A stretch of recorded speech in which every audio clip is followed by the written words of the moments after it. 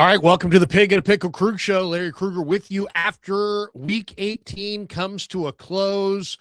The finals are in. The playoff seeding in the NFC is set.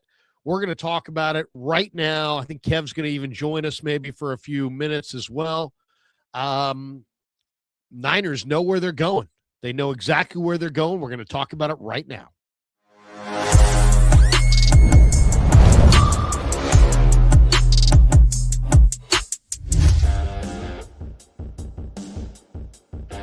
Off and rolling on the Krug Show, Week 18 style. Brought to you by Pig and a Pickle. The best barbecue in all of Northern California is Pig and a Pickle. Check them out. They're in Emeryville. They're in Corte Madera. They'll be opening in 2026 in Petaluma as well. The Week 18 games have come to a close. That's right. And here it is. Buffalo beats the Jets 35-8. Nobody cares. Denver's going to beat the Chargers and Trey Lance 19-3. We'll get into how Trey looked. The Raiders beat the Chiefs. How about that?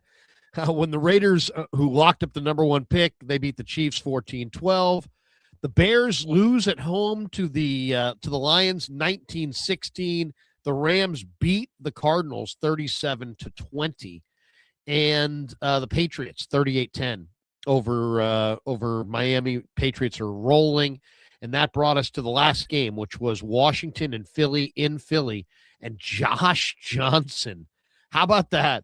Josh Johnson in Philadelphia, a place where Niner fans saw him absolutely just do nothing in the playoffs, the NFC Championship game against the Eagles in relief of Brock Purdy, and yet it's that same Josh Johnson in that same stadium today, Lincoln Financial, that leads the Commanders to a 24-17 victory over the Eagles. And so that means the NFC playoffs picture is set.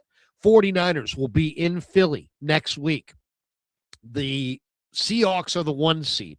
The 2 seed in the NFC is the Bears. They're going to be at home against the 7-seeded Packers. That's right. We get Packers-Bears in the first round of the playoffs. We also get the Niners as the 6 seed on the road in Philadelphia against the 3-seeded Eagles. We've got the Rams as the 5 seed at Carolina against the home Panthers, who were the 4 seed. And as I said, Seattle gets the bye. The lowest remaining seed will play Seattle in the next round. And, so if the Packers beat the Bears, it will be the Packers that will play Seattle in Seattle. If the Bears beat the Packers at Lambeau Field and the Niners somehow get by the Eagles, it will be the Niners going to Seattle to take on the Seahawks. And so that's how it shakes out. That's how it shakes out in the playoffs in the NFC. So there we go. Packers are the 7 seed, Bears are the 2, the Niners are the 6, the Eagles are the 3. They'll play in Philly. Rams are the 5. Panthers are the 4. All right, let's talk a little bit about this Eagles game, the Eagles-Commanders game. The Eagles showed, first of all, the Eagles didn't play anybody today. So you really can't really put tons of credence into how they played today because they didn't play Jalen Hurts. They played Tanner McKee, so the Eagles kind of, took their foot off the gas pedal and just said, you know what, we're not gonna put our best guys out there, and so they didn't, and they beat the Commanders, or the Commanders beat them 24-17. Tanner McKee started; he went 21 of 40, 241 yards. He had a touchdown. He had 1 pick. Philly ran for 4 to a carry in this game. Tank Bigsby was the runner, not Saquon Barkley. And then the Eagles, Devontae Smith was their leading receiver, 3 catches for 52 yards. Jahan Dotson also had 3 catches for 40 yards. So Washington, though, ran for 3.5 a carry. Not great, but Rodriguez had 65 yards and a touchdown. And Josh Johnson, 14 of 22, 131 yards. He had a touchdown. He did throw a pick. John Bates scored the only touchdown. Debo had only 2 catches for 20 yards on 5 targets. That sounds like a familiar stat line. The Commanders actually had 3 fumbles, but they only lost one of them. And they win on the road in Philadelphia. And maybe save Dan Quinn's job. Who knows? Who knows? I mean, there's a lot of talk about, what's going to happen there in Washington with Cliff Kingsbury and who knows who's going to survive and not survive that situation. But doesn't matter today. Washington goes to 5-12. The Eagles fall to 11-6. So if the Eagles had won, the Niners would have gotten the Bears. The Eagles lost, so the Niners get the Eagles. And this Eagles team is a good team. Let's take a look at them and what they did this year. This is their schedule. We could probably share the screen on this.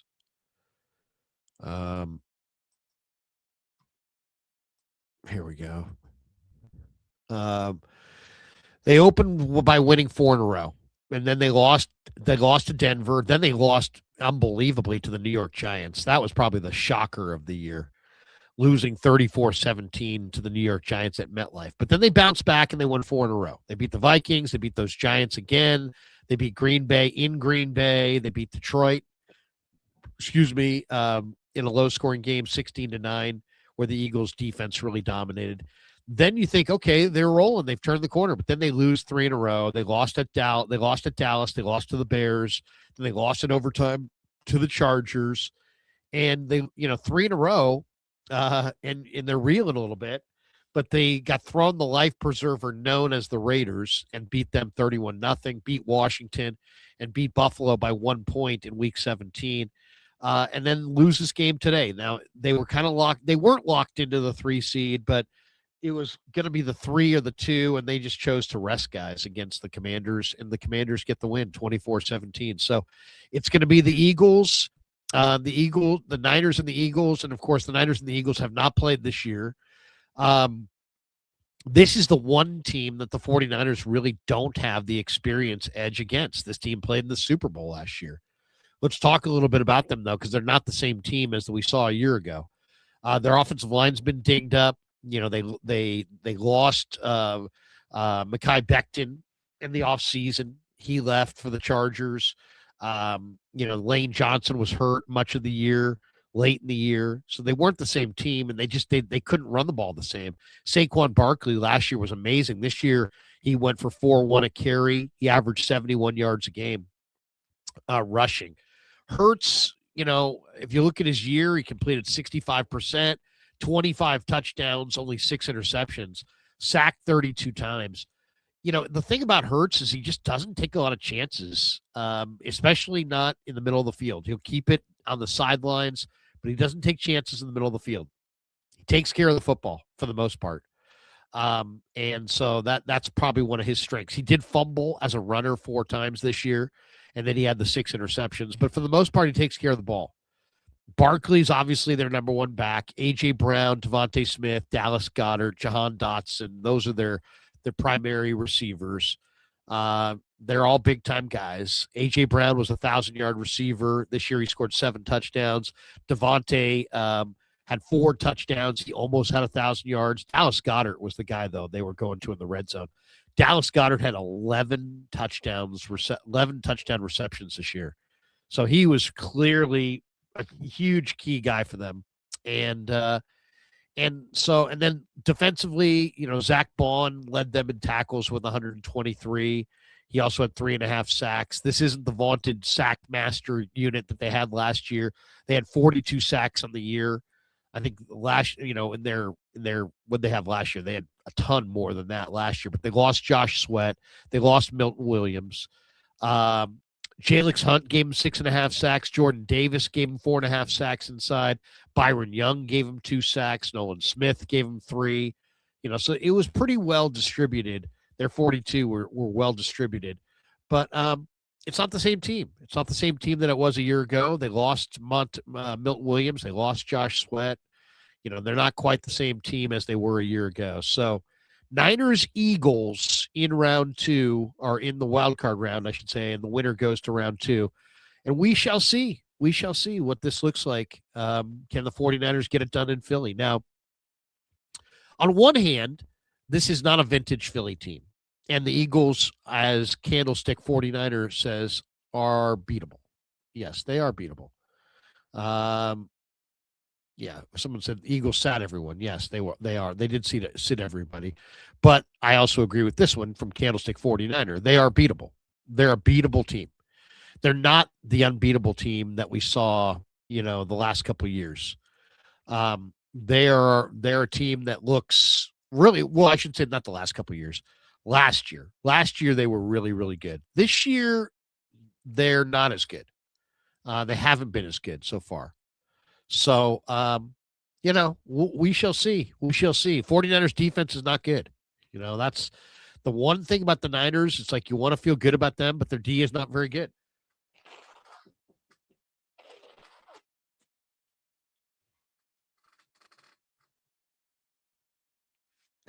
Somebody's knocking on my door. Um, yeah, I don't know who's knocking at the door, but she's going to have to come back another time. So all I will say is, the 49ers they are a team that is, flawed, very flawed. Now, offensively, they can put up points, but, they couldn't yesterday against a really, really good Seattle defense. So what can they do against Philadelphia? It's really difficult to say. The Eagles, when they're going really well, they've got Jalen Carter up front. Zach Bond's a big time player, and they just have a lot. They have a lot of talent. But they're a really kind of a Jekyll and Hyde team this year, and that I wouldn't put any credence in what happened today. Today's game was not about, definitely not about, about the Eagles or their talent. I mean, it was really more about the fact that the Eagles sat everybody, and they really didn't put a lot into this game. They chose to kind of rest people and gear up for the playoffs. So that I wouldn't put a lot of credence into, their loss to the Commanders. They lost to the Commanders. Yeah, you know what? That's really not indicative of the kind of team that they have been this year. It's a good football team. I mean, Hurts is a solid quarterback. They're going to play well. Barkley is a really good running back. The Niners are going to have a hard time stopping Saquon Barkley. It's just really simple. Behind that line, they're going to have a hard time stopping Saquon Barkley. And it's going to be they're going to run right through the 49er defense, you would think. And then we'll see if the Niners could get some turnovers. We'll see if the Niners can play from a lead. That's the big thing. If Philly gets a lead in this game, it's going to be really tough for the 49ers to come back. But if the Niners can play with a lead, you never know. And 49ers have bounced back well off of losses. And so, maybe they'll bounce back off of their loss to Seattle and fire. The moment's not going to be too big for the Niners. It's not like they're going to be sitting there, oh my God, this atmosphere, we can't handle the atmosphere. They'll handle the atmosphere. The moment won't be too big. It's just a matter of what do the Niners have defensively? Can they put any pressure on Hurts? Or is Hurts just, moving a little bit in the pocket, connecting at will with Brown and Smith and Goddard and handing it to Barkley, and it's easy to see the Eagles not playing particularly well and still beating this Niner team that played last night. I mean, the 49ers did not look good. I'm not telling you guys anything you don't know. I mean, 3 points is not enough offensively. They got snuffed out like a candle. Their offensive line got their butts kicked by Seattle's defensive front. The secondary is really young. I love Upton Stout. I mean, he is terrific. But outside of Upton Stout, there's lots of questions back there. The linebackers, I mean, you're leaning on at the end of that game. You got Garrett Wallow and Eric Kendricks. I mean, you're not beating anybody with that combination at linebacker. So it's they're in a spot now where you could have Buddy Ryan, George Seifert, every great defensive coach you could think of, Bud Carson, Bill Belichick. These guys could all be on one staff, and you're still not going to be able to do anything with this defense because they can't put any pressure up front. They don't stop the run. The linebackers are all beat up and hurt, can't cover. None of them really can cover, even when they were healthy.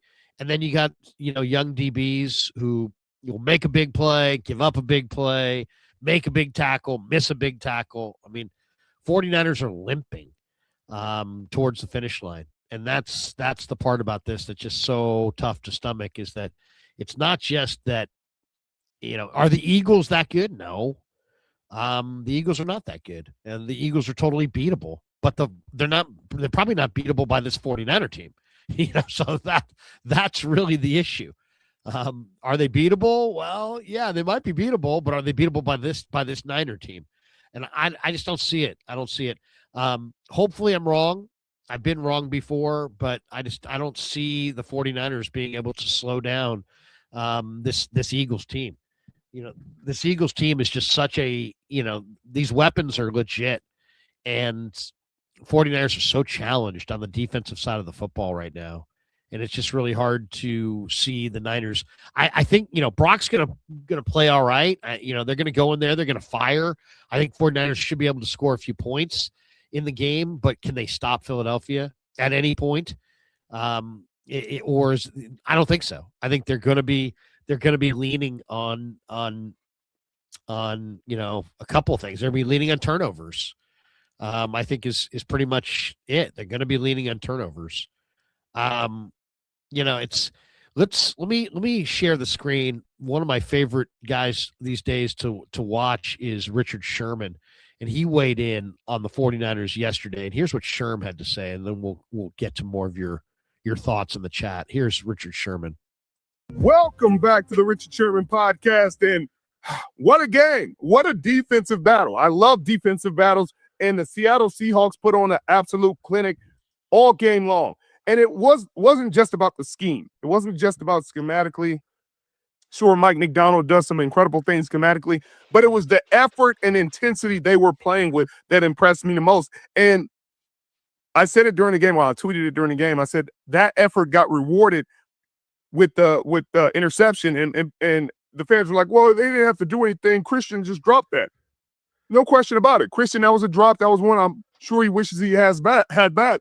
But in order to take advantage of that, you got to be running to the football. You got to be hustling. You got to have energy. And that was the frustrating thing all night watching this 49ers defense, is they didn't have that kind of energy. And sure, they held the Seattle Seahawks second highest scoring offense to 13 points. That should be applauded. They did a phenomenal job. Some of it was a benefit of a missed field goal and some mistakes by the Seattle Seahawks, but sure, it still goes on the record. They held them to 13 points for the second time in a row. But there was a turnover. There was a point in this game. There's a couple points in this game that were really the turning points for me for this defense, because they couldn't stop the run. They couldn't stop Kenneth Walker. They couldn't stop Charbonnet.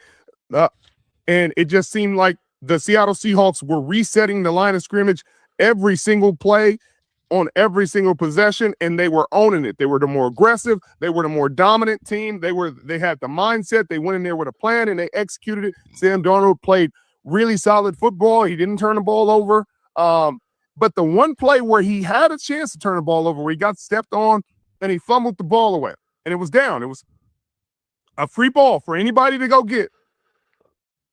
I didn't feel the sense of urgency. And that's what I mean when fans are like, oh, man, they played really good. Are we watching the same game? Yes, we're watching the same game, but I watch it with a different lens, because I know the frenetic pace and the desperation and sense of urgency that you have to play great defense. And I saw that with the Seattle Seahawks. I did not see that with the San Francisco 49ers. And now I didn't care either way.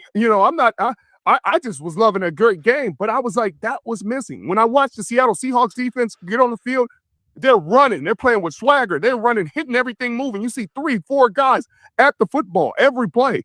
Every time you look like, hey, you got to count these guys on the field. Is it 12? Because they're running and hitting. And then you look at the San Francisco 49ers, and it just seemed like maybe they just running out of gas. This is still a team that's been through a lot this season, dealt with a lot of injuries, dealt with a lot of heartache.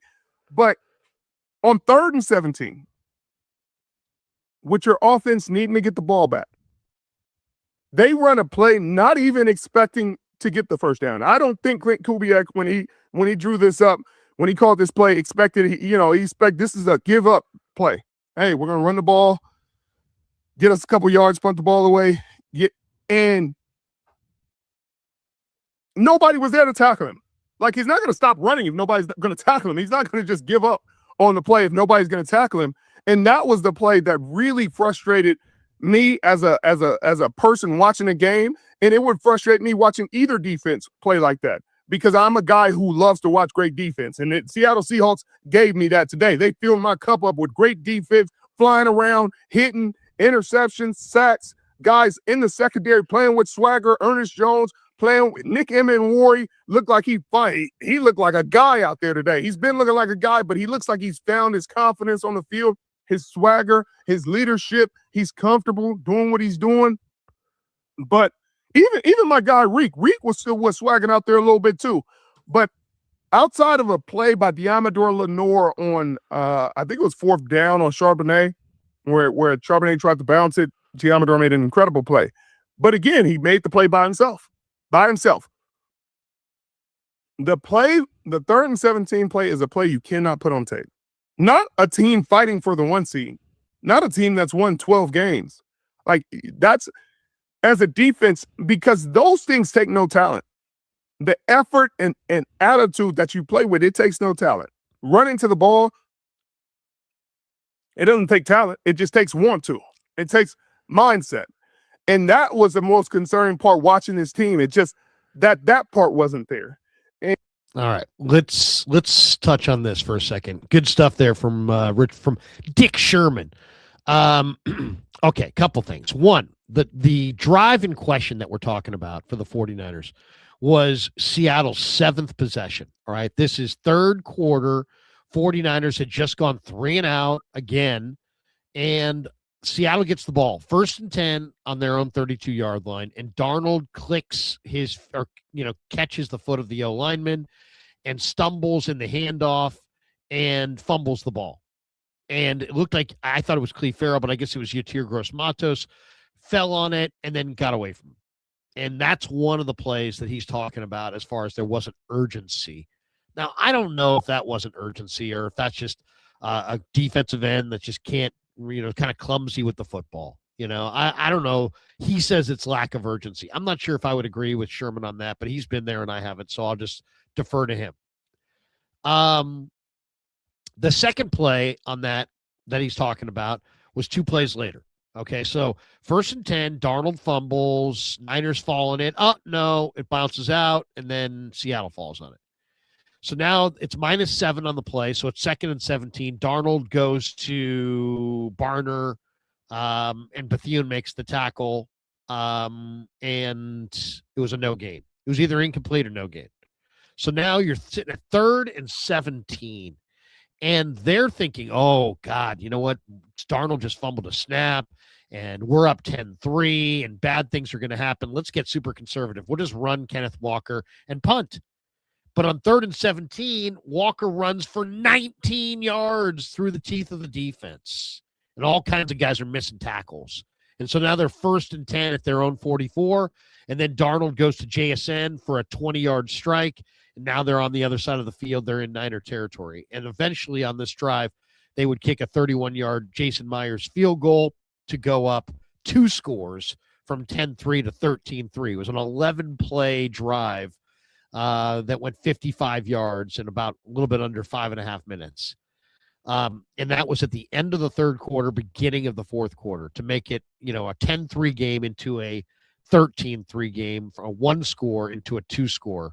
And then on the very next series, Purdy actually looked really good. Purdy to Kittle, Purdy scrambled for 11, CMC ran it, Purdy to D-Rob, Purdy out route to Jennings, CMC runs middle. They get down to the 5-yard line, 2nd and goal, and Purdy flips it to the flat to CMC. He juggles it. It goes through his hands into the hands of Drake Thomas. Pick, ball game. I mean, that's really the ball game at that point. It wasn't the ball game, but it really was. Seattle then took the ball from their own 3-yard line and drove it all the way to the Niner 8, and then Myers tried a 26-yard field goal, and he missed it. So, but that was pretty much the ball game right there. The Niners would get it back, couple more plays, and then Purdy got hit hard by Derek Hall on that 4th and 6. Was he concussed? Was he not? And then Seattle got it, kneeled down. So that was pretty much it. That was the ball game in a nutshell right there on that 7th possession. The big play that they didn't make on the fumble recovery, and then they just kind of relented, and they lost focus. But when you look at it, you say, well, what were we looking at there? Were we looking at a defense dogging it? No, they weren't dogging it. It wasn't a defense that was dogging it. That wasn't the issue. You're looking at a very, very fatigued 49er defense that's out there with guys that shouldn't even be out there. I'm going to share the screen and show you guys the Coach Yak stat that he posted on missed tackles. Okay. And here it is. The Niners missed 18 tackles. 18 tackles they missed in this game. That is a shit ton of tackles. Why do you typically miss tackles? You miss tackles because you're fatigued, because you're running out of gas. You're falling off tackles. You're slipping off tackles. Usually it shows that a team's fatigued. 49ers in the last few weeks have had a lot of missed tackles. It's because they're limping home. They've played really hard, and they're limping home. Tatum Bethune missed 5 yesterday. He's banged up. He's not 100%. He's out there. Malik Mustafa throws himself into the action. He missed 3 tackles. Jair Brown missed a couple. Winters missed a couple. Lenore missed a couple. Stout, Collins, Huff, and Gross-Matos missed 1. 18 missed tackles. And there were a bunch on that 19-yard run by Kenneth Walker. Niners could not corral Kenneth Walker. And that was the ball game right there.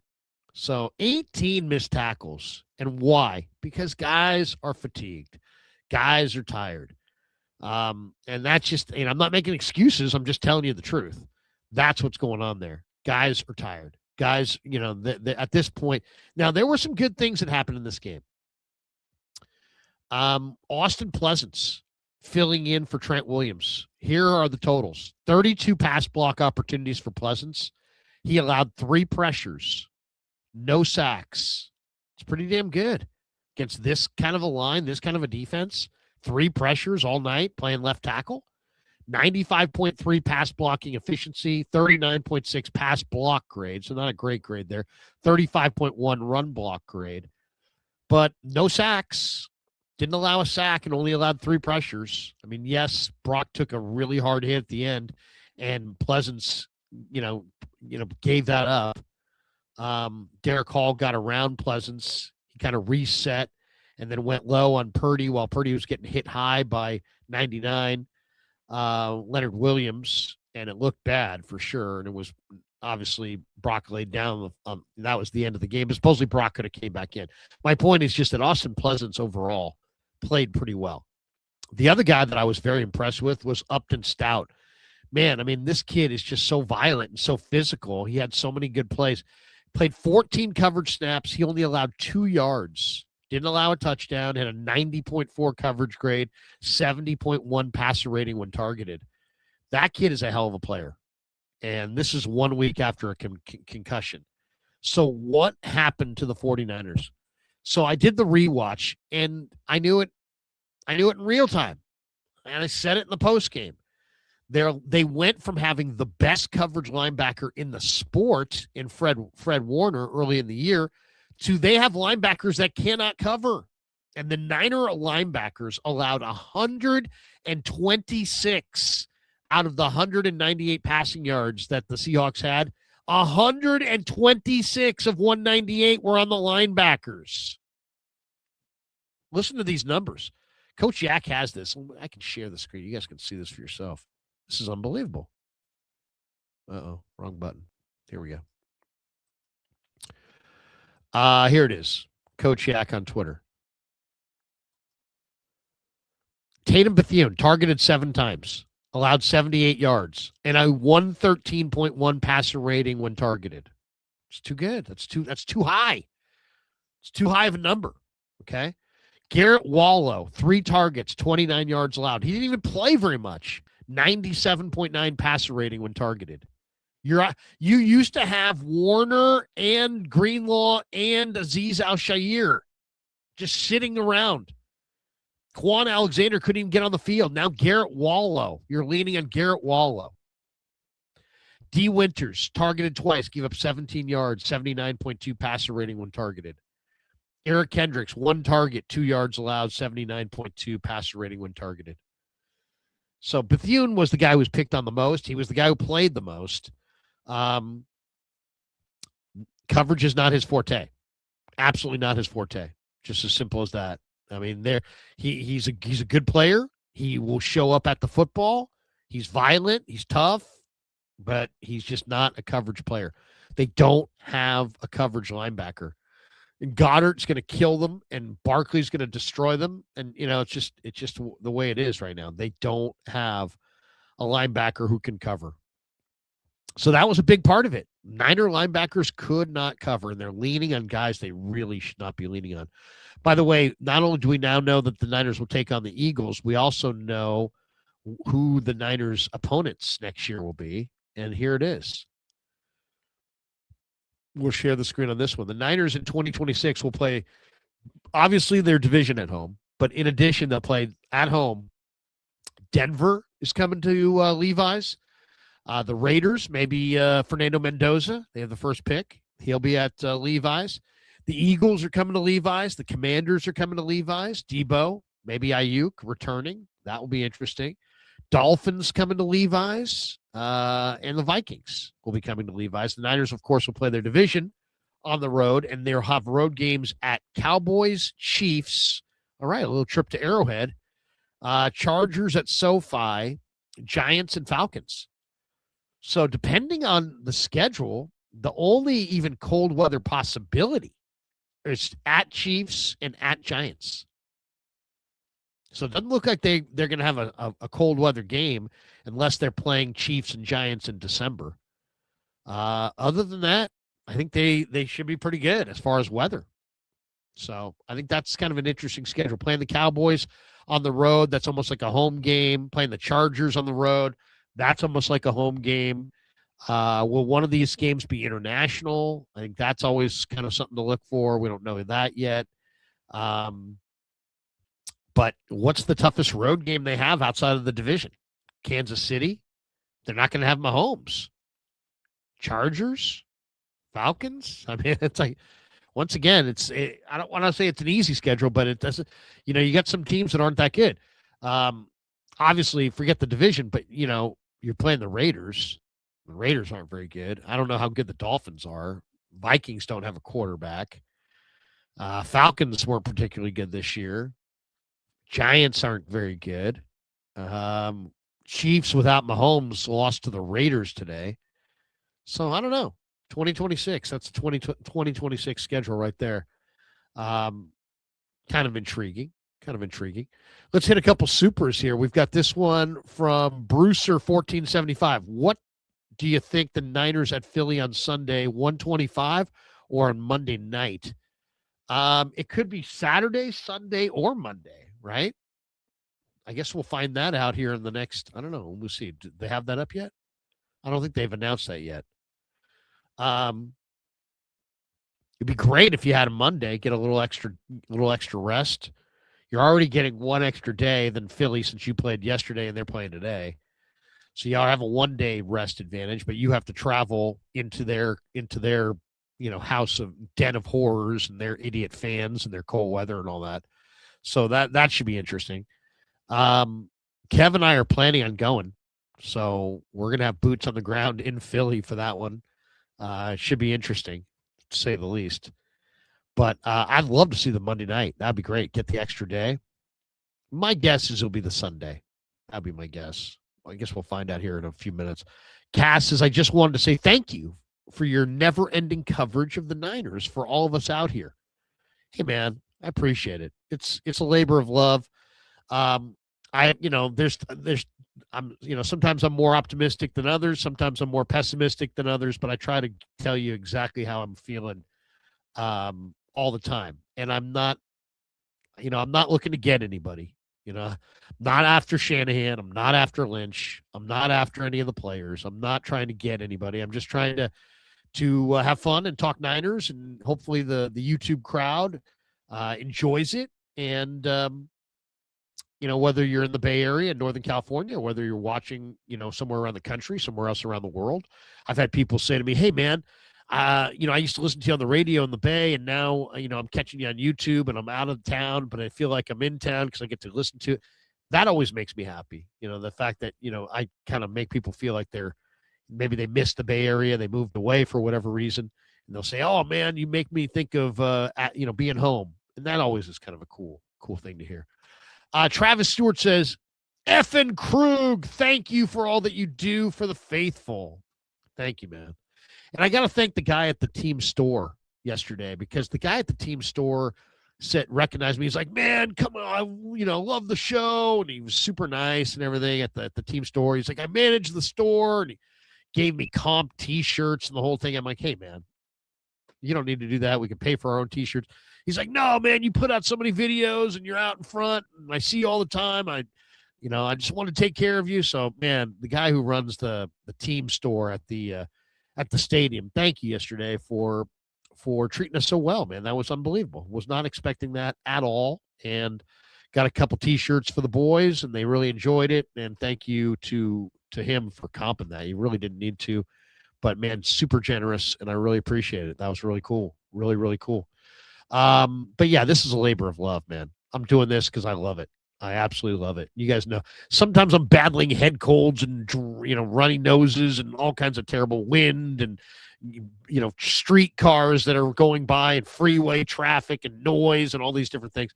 But we love it. We absolutely love it. And if we bring you a little closer to the Niners, and also, I'll tell you what I love the most about the whole thing. I mean, I love, obviously, the fans and getting to meet the fans at the stadium and all that. That's all cool. But I really love being able to go into the locker room and just talk to anybody I want. I don't have to. I don't have an editor who's like, you need to get. No, I don't. I mean, I get Kev who's like, do this, do that. But outside of that, I can do what I want. I go talk to who I want to. So if there's a big scrum at the locker of CMC and I see, whomever sitting 5 seats away by themselves, I can sit there and go do a one-on-one with that person. And I enjoy those. So hopefully you guys do as well. And it's probably my favorite part of covering the Niners is getting a chance to talk to some of the players and getting a feel, because they're good guys. I mean, there's a lot of good dudes in that room. A lot of good dudes. All right, let's hit another one here. We got this one from Stuart. He says, do you have a prediction? Pain.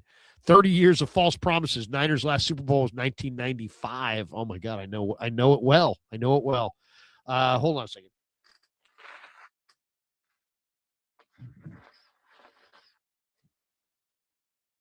Sorry about the congestion. Brutal nasal congestion. Do I have a prediction? You know what? I think the 49ers, even though I'm super down on the way they played last night, I do think they're going to fire in Philly. I don't think they're just going to show up and wet the bed and get destroyed. And thanks for coming. No, I don't think so. I think they're going to fire. I think they got one more in them. I think they got one more in them. I don't think they're going to win the Super Bowl. I think that was taken care of last night. They're gonna need an unbelievable amount of good fortune to even make it to the Super Bowl, let alone win it. So I don't see that, but I definitely do see them giving Philly all they want and then some. I think if Philly's going to beat the Niners, it's going to be in a high-scoring game. Philly's defense is good, but it's not good enough to slow down this 49er offense when it's really going. Shanahan will have it all dialed up. Purdy will fire a big effort. It will be a lot, I'm sure it'll be very cathartic for him to be back there where he had his elbow ripped out and, just stick it to them in the playoffs one time and just, it would be nice. It would be nice. And I could see Purdy doing that. So I do think the Niners are going to fire a big effort in Philly. I do think they're going to play well. I think they're going to have I think it'll be a really good game. I think they got a great chance to win. As far as what happens after that, it's hard to say. It's hard to picture the Niners going into Seattle and beating that team. I mean, Darnold's going to have to be an absolute train wreck, and the Niners just don't have the weapon, the defensive front to put that kind of pressure on them. So I don't see that happening. But I do think it would be a successful year if the Niners went to Philly and beat Philly. at that point, when you factor in all the injuries, all the things that happened this year, no Bosa, no Warner, and no Mikael Williams, and Pearsall hasn't scored a touchdown, and Ayuk didn't play a freaking down, and just all these things that happened this year. If they can beat Philly in Philly, I think this is a successful year either way. To me, and maybe that's Pollyannish, but that's how I feel. All right, let's hit a couple more of these. Thank you, Stuart. Will Freeze says, time to dismantle the fraudulent Eagles and put them to shame. Then we'll get revenge in Seattle. All right. I'm all for it. Can't picture it, especially after the way Seattle's defense is so fast on that second level. And then I don't think they're great players on the second level, but they're fast. And they got some really good DBs, and they got a great front four. So, I mean, you got a fast linebackers, a great front four, and some really good DBs. That's a hell of a defense. Their O-line, pedestrian. Darnold's a circus. Their runners are just average. They're a one-receiver team. They're hardly some like, oh, my God, this is an all-timer. But it's a really good defense with a really good coordinator, with a good front four that's violent and physical, and linebackers that have tremendous sideline-to-sideline range, and some of the best DBs going. I mean, they got a couple of really good ones. Witherspoon's a hell of a player. So, yeah, Seattle's really good. I don't see them, but maybe beating Philly would be good. Joseph Ernberg, rest all the starters against Philly, going to get embarrassed. Yeah, rest all the starters. Could you imagine? We decided to rest everybody. For what? You're out. Oh, yeah, for next season. Cryptic, no team in this league is a killer. We just need to be prepared and punch them in the mouth. Why are we so defeated not getting the number one seed? Home doesn't matter with this team. We have nothing to lose. Okay. I mean, that's fine. It's not that we're so defeated by not getting the number one seed. It's that the vaunted offense got held to 3 points on a relatively dry night on their home field, and the defense was no resistance.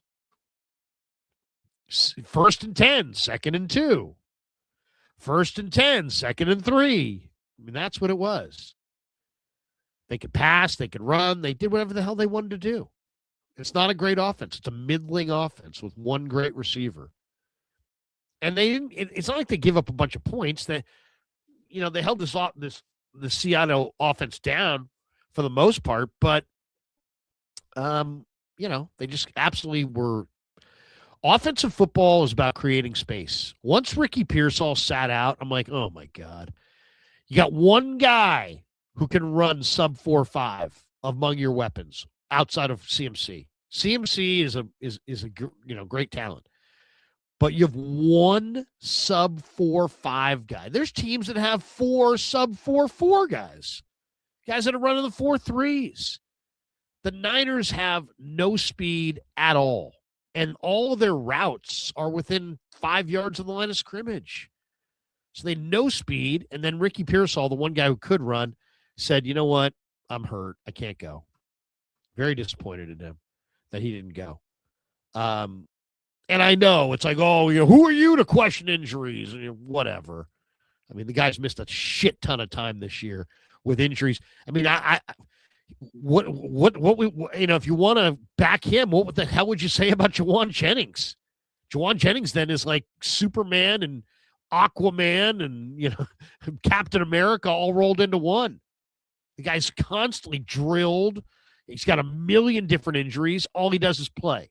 All he does is produce. All he does is score touchdowns. Pearsall plays a game, and all he does is sit for 6 weeks. I mean, I'm not mad at him, but, I mean, they needed him last night, and he was nowhere to be found. And they needed him. I mean, look what they had. They had absolutely no – and why could they not run? Part of the reason they can't run is they have no receiver that has any speed, so there's nothing to honor down the field. So everybody's thinking, take away Christian, take away the run, and there's no pushback at all because you don't have those weapons. He's the only guy they had who can really run, and he can't play. M_Molina, Jalen Graham and Evan Anderson. I mean, Graham's an undersized linebacker who I think can run a little bit. Yeah, I'd like to see him. I'd like to see Jalen Graham. I mean, the fact that Kendricks is playing and Nick Martin's IR'd and Jalen Graham's not playing, it's like they either can't coach up their young linebackers or didn't coach up their young linebackers because they prefer slow Kendricks to Jalen Graham, to Nick Martin. And as far as Evan Anderson's a strong run defender inside. He doesn't give you a lot of pass rush, but yeah, I mean, as a run stuffing defensive tackle, as a plugger, yeah, I'd like to see him. I mean, you're not getting to the quarterback anyway. You might as well plug the holes on the defensive line. You might as well go with a one gap, non-penetrator, non-pass rusher like Anderson. At least he's going to plug the gaps, and maybe you could stop the run. If you can't stop the run, like they couldn't stop the run last night, you can't win. You can't defend. You can't play in a game where it's 1st and 10, 2nd and 2. Can't do it. So now I'm sounding like Singletary. Can't have it. Can't do it. Joseph Ernberg, time to get the mock started, Larry. F this team. You want a mock? I'll give you a mock right there. Go mock all day. You know, one of the guys that I really do love in this upcoming draft, and the more I watch him, I'm like, oh, I like this guy. AJ Halsey, the LSU safety. Go look at AJ Halsey, LSU secondary safety. Tremendous player. Another guy that I love, Ted Hurst, a wide receiver from Georgia State. A lot of those small school receivers you want to stay away from, but because they're a lot of times it's a big step up. For every Jerry Rice, there's 25 guys that can't make that jump. But this kid, Hurst, is something else. I'm not saying he's Jerry. Nobody's Jerry. But this kid is really something. Really good player. Really, really good player. We got this one from Lyle Bolliard. It's very simple. Defenses win championships, and the Niners definitely don't have one this year. It's over. Wow. To the point. Short and to the point. Stefan says Hawks and Rams on the other side of the bracket. We have a good second-round matchup if we squeeze by Philly. So how does that work? If they beat Philly, they would get who? Let me see that. So they wouldn't get Seahawks or Rams? That wouldn't be bad. You could probably get the Bears. The Bears-Packers winner, basically, you're saying. Yeah, I wouldn't mind. I think the Niners could beat the Packers. I think the Niners potentially could beat the Bears. I watched the Bears today. Colston Loveland sure looks good. I mean, he just gets better and better and better. He had a great day today. Corbin says, didn't Philly rest their starters? No advantage. Yeah, they did rest a lot of their starters. Not all of them, but a lot of them. McFadden says, Krug, thank you for the great year of content. Can still succeed if Purdy takes loss personal and overcomes all weaknesses. Kyle needs to learn to adjust his personnel. Thank you, McFadden. Appreciate you, man. Glad that you enjoyed the year of content that we provided. There are no days off. We will not be turning off the 49er machine if they get eliminated. We will segue right into draft season, off-season season, free agent season, you name it. We'll be bringing you all the Niner content, even in the off-season like we always do. Laserlax20 says, Krugs, great year, man. I remember when you broke into the YouTube scene. Love your cadence, brand, and approach. I love that you're buddies with Grant, too. You two are my faves. Thank you, man. Appreciate you. Yeah, I mean, I think probably Grant's probably one of the most misunderstood people I know. Seriously. He's a really good dude. There's lots of people like, oh, you're that guy. That guy. I'm telling you, man. You guys trust me when I say, I'm a pretty good judge of character. That guy's a good dude. He helped me when I was down. He didn't have to, there's no question at times when we both go live at the same time that there are people that are watching me that in the past may have watched him.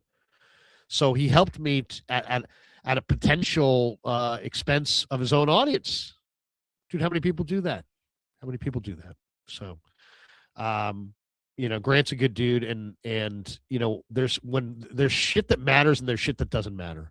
And if the stuff that doesn't matter is these shows and what our opinions are and all that kind of stuff. What does matter is real life stuff, and I'm just telling you, he's a good dude. And if you don't realize it, I get it. Then you're fault. That means if you don't realize that Grant's a good dude, that just means that you just don't realize what a great showman he is. He's a great showman. Oh, by the way, just watching highlights of Rams Cardinals. Here's one guy that I'd love to see the Niners get, Michael Wilson. How great Lynch went to Stanford. Stanford's right here in the Bay. Michael Wilson's probably got to be a free agent at the end of the year, or if not this year, next year. Go get that guy. He had a day today for the Cardinals, for the Rams. He's a big guy. He takes hits. He's physical. He's fast. I mean, Michael Wilson would be a great Niner. He really would be a great addition to their wide receiver core. But yeah, Grant's a good dude. And he didn't have to help me, and he did. He's a good friend. And not only that, he's very, very talented. And for a lot of you guys that don't, it's a show. He's putting on a show. I mean, it's like, he's an entertainer. It's about entertainment. And he's on top of this thing because he's entertaining.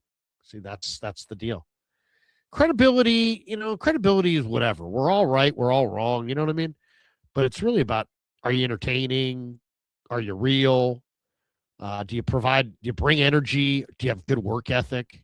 This guy shows up and he wants, he's trying.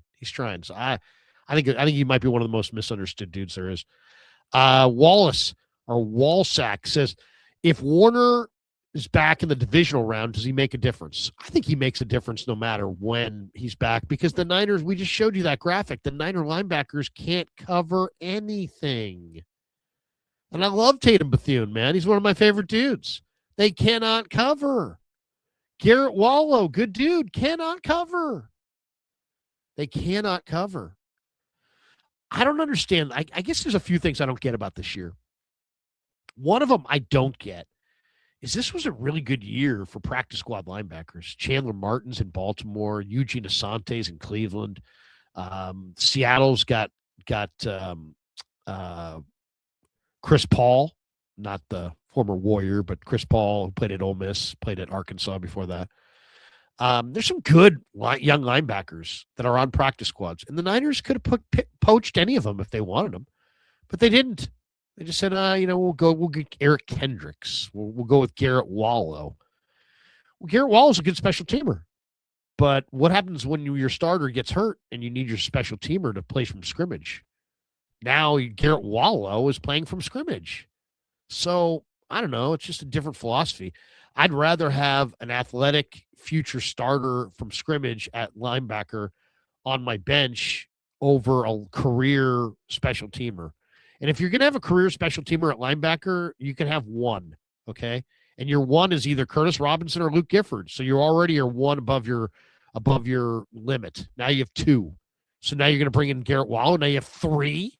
You're going to have three guys who are really just special teamers, and they really are not, viable players from scrimmage. What are you doing?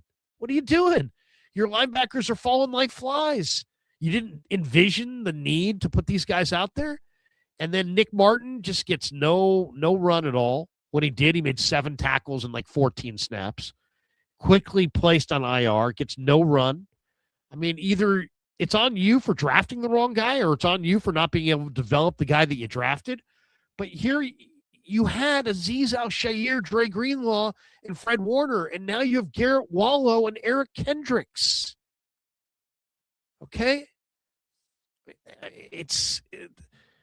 I was driving a Bentley, and now I'm driving a 77 Pacer Gremlin or whatever. I mean, shit went wrong.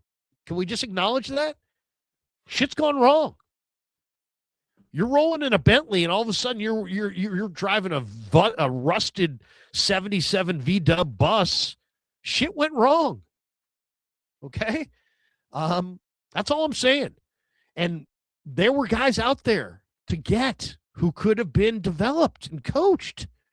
Did they go for any of them? No.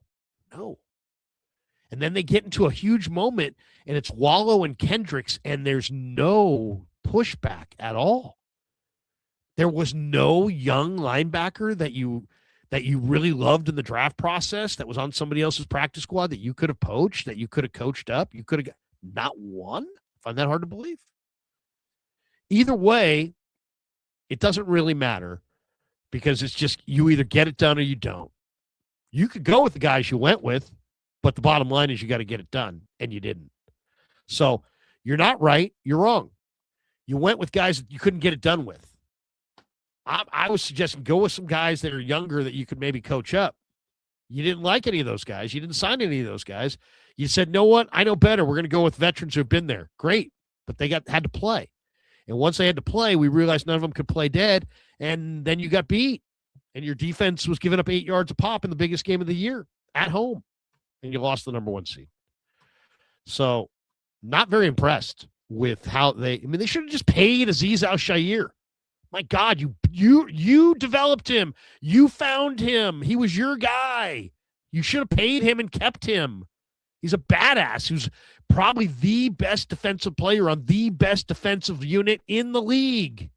And you had him on your team. And he loved it here. And he wanted to be here.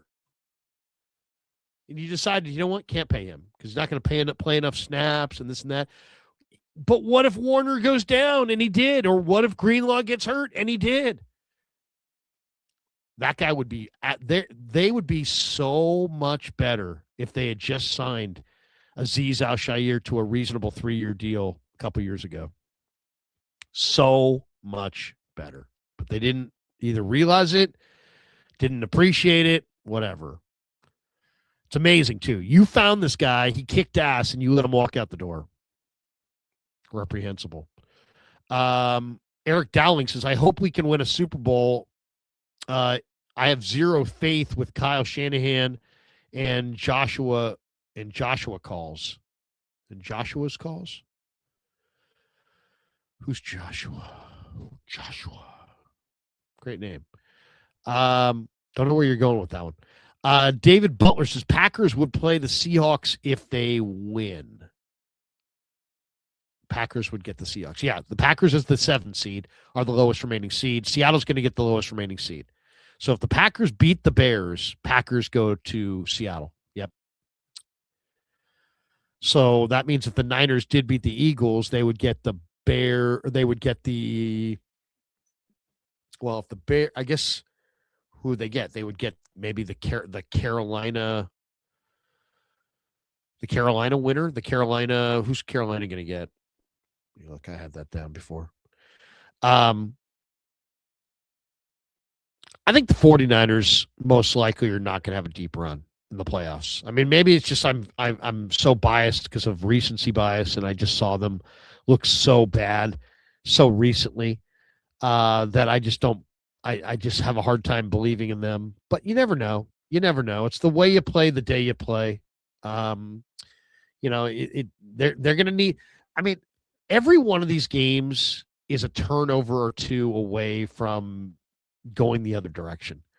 I mean, even this last game with the Seattle Seahawks, Seattle looked really dominant, right? And the Niners didn't look very good. The Niners defense isn't very good. But if the Sam Darnold fumble goes to Yetur Gross-Matos, it's a different game. If the ball that goes to CMC from Purdy on 2nd and goal actually went for a touchdown, those two bounces right there of possessions that involve possession of the football, they both went in Seattle's favor. If those two plays in the game go in the Niners' favor, despite how great Seattle's defense is, I think the 49ers probably find a way to win the game. That's how big the turnover situation really is. It is big. Raj, our friend Raj from RSF 49ers says nothing would be easier or nothing would be sweeter than walking into Philly as the underdogs and knocking off the defending champions on the road back to Levi Stadium. That would be nice. Would be nice. I don't think that's impossible. I think the Eagles are ripe for the plucking. It's not a vintage year for the Eagles. I still think they're better than the Niners. But it wouldn't be crazy to say that the Niners could beat Philly in Philly. D. Martinez says Davis and Carter are going to abuse this offensive line. Oh, yeah, those guys. Maybe I'll take that back. I'm just joking. Jet Black Threat says, does CMC extend with the 49ers and potentially retire here? Oh, they love him. He loves them. Come on. He's not going anywhere. I mean, as long as Shanahan's here, he's here. They'll figure that part out. Dan Coach Emilio. What's up, Danny? He says, you took my thoughts. Love. What is it? Love MW of Arizona. Trade Ricky in a fifth for MW. Great hands. Gets open. Michael Wilson, he's talking about. Great hands. Gets open. Excellent blocker. Watched him all year. Arizona needs to rebuild. Ricky Pearsall's from Arizona. Oh, he's saying trade Ricky in a fifth for Michael Wilson. Heck, you might be able to get Michael Wilson straight up for Ricky. I'll tell you the move that I would make, I would call on is Brian Thomas Jr. What a stud that guy is. He's a monster. And he didn't necessarily flourish in Jacksonville this year. He had a little bit of the sophomore slump.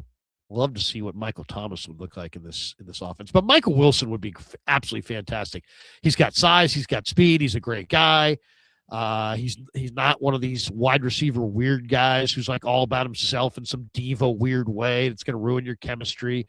He a block. He's tough. Yeah, Michael Wilson would be great. That would be a great addition. Any way you can get him, go do it. Robbie, Mr. 806, $80 million off the dead cap for 26. Hope they make moves. How about this? The Niners had $103 million in dead cap this year, and yet they're still in the playoffs. And they won 12 games with $103 million of dead cap. It's unbelievable if you think about it. Niners, Eagles next week. We're going to have a lot of coverage. We'll have a lot to talk about between now and then. I'm going to go make some dinner for the family. The wife's giving me that look like, hey, we're hungry in here. We are really hungry in here. So it's time for us to bolt for the door. Let me thank some of our sponsors here. 49er football season all season long is presented by our good friends at Sleeper. That's right. We love Sleeper. Thanks to Sleeper for being a proud sponsor of the Krug Show. Sleeper is the fastest growing fantasy platform in the world. It's a one-stop shop. You get blazing fast news, real-time stats, group chat, season-long leagues, and, of course, Sleeper picks for daily fantasy. Use promo code Larry. Sleeper will match your first deposit up to $100. Links in the description. Terms and conditions do apply. Got that nose drip. And also thanks to our good friends at Habbas Law, 1-800-INJURED, Habbas Law. They will fight to make it right. Bottom line is, guys, if you get yourself in a pickle and you need a good lawyer, if you've been injured and you want to win, there's only one call to make. Habbas Law, 1-800-INJURED. If I ever had a problem and I needed a good personal injury attorney, I would just call 1-800-INJURED. Habbas Law. They will fight to make it right. If you've been injured and you want to win, there's only one call to make. Habbas Law, they hit with strategy, with pressure, relentless preparation. They take down insurance companies. They grind them down. They expose every weakness. They don't blink. Omar Habbas, Tarek Habbas, and the Habbas Law team are awesome. Visit them on the web at habbaslaw.com, Habbas law.com. They will fight to make it right. 1-800-INJURED is their number. Thanks to Habbas Law for being a proud sponsor of the Krug Show. All right. That's going to do it for us. Quick hour. Niners are going to Philly. Kevin and I are going to go ring the Liberty Bell. We're going to go, we're hitting Philly. We're going to meet their sweet fans and just say, hey, how about a cup of Joe? Are you kidding me? They're going to be like, get out of here. You Niner people, you. Maybe we can find the most vile person, most vile Eagle fan all week. Maybe we'll have a little contest. Who is the most vile Eagle fan all week? Anyway, we'll be in Philly. It should be good. Lots of coverage all week. Keep it right here. It's the Krug Show. Thanks to you all. Have a great night. Peace. Yeah, never met a man I've been scared of. Careful.